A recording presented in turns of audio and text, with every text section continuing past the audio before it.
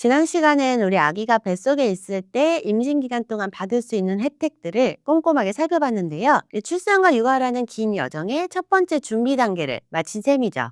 이번 영상에서는 그 다음 단계인 드디어 아가가 태어난 후에 시작될 본격적인 육아를 위한 지원군들을 미리 알아보고 준비할 차례입니다. 이 아이가 태어나면 기쁨도 크지만 현실적으로는 정말 정신없는 하루가 시작돼요. 그럴 때 오늘 미리 알아두는 정보들이 정말 큰 힘이 되어줄 거예요. 특히 아이를 낳으면 생각지도 못한 지출이 많아지는데요. 가장 먼저 경제적인 부담부터 덜어줄 수 있는 현금 지원 혜택부터 꼼꼼하게 챙겨보겠습니다. 첫 번째, 대한민국에서 태어난 모든 아기에게 주는 축하 선물, 바로 첫 만남 이용권이에요. 첫째 아이에게는 200만 원, 둘째 아이부터는 300만 원 바우처 포인트를 국민행복카드로 넣어줍니다. 이 포인트는 유흥업소나 레저 업종 등을 제외한 거의 모든 업종에서 사용할 수가 있어요. 기저귀, 분유, 아기옷 같은 육아용품을 준비하는 데 정말 큰 도움이 되죠. 특히 2024년 1월 1일 이후 출생아부터는 사용 기간이 2년으로 넉넉해졌으니 이 점을 꼭 기억해 주세요. 두 번째는 부모님들에게 매달 월급처럼 들어올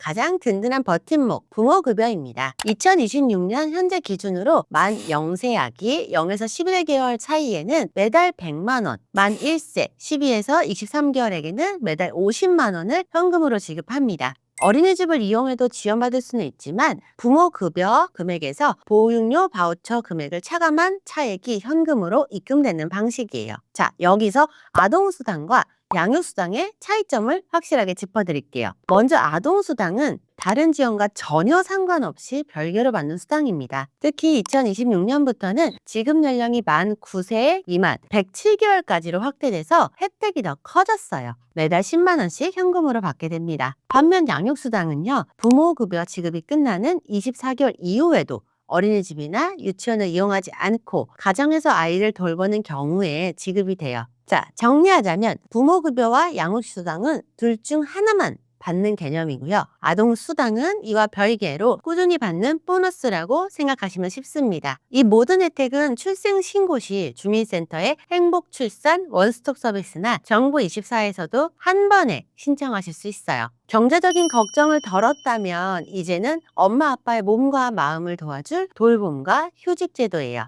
특히 2026년에는 그 어느 때보다 파격적인 혜택이 많습니다. 가장 먼저 엄마의 출산 전후 휴가입니다. 단태아 90일, 다태아 120일의 휴가가 보장이 되고 2026년부터는 휴가급여 상환액이 월 220만 원으로 인상이 돼서 경제적 부담이 더 줄었어요. 아빠의 역할도 중요하죠. 배우자 출산 휴가는 2025년부터 20일 유급으로 대폭 확대되었는데요. 이제 아빠들도 아내가 가장 힘든 시기에 곁을 지키며 아기와 유대감을 쌓을 수 있어요. 최대 3회까지 분할로 사용도 가능합니다. 이 부모가 함께 쓰는 육아휴직은 더욱 강력해졌는데요. 부모가 모두 3개월 이상 육아휴직을 사용하면 기간이 연장되어 부모 각각 1년 6개월씩 총 3년까지 사용할 수 있어요. 게다가 생후 18개월 이내 자녀를 위해 부모가 모두 휴직하면 첫 6개월 동안 통상임금 100%를 지원하는 6+6 부모 육아휴직제가 시행 중입니다. 6개월 차이는 최대 450만 원까지 받을 수 있어 소득 걱정을 크게 덜어줘요. 특히 2026년부터는 사후 지급금 제도가 폐지돼서 휴직 기간 중 급여 전액을 바로 받을 수 있게 된 것도 정말 큰 변화입니다.